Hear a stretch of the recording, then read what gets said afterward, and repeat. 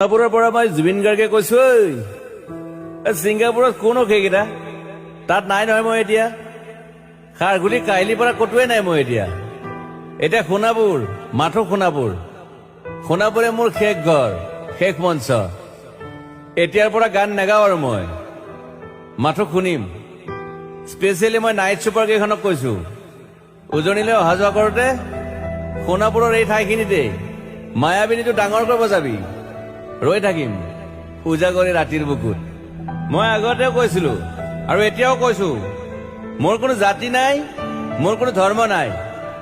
সৰু সজাত দেখুৱাই দিলো কোন হনে তাত ব্ৰাহ্মণ, কলিতা, আলী, ৰহমান, ডেকা, বড়ো, ৰাভা, পূজাৰী আৰু এইটো কি কয় নমাজ পঢ়াই যে মৌলবীও আহিছে সৰু সজালৈ। I love people, I love man. সেইবাবে মুখ্যমন্ত্ৰী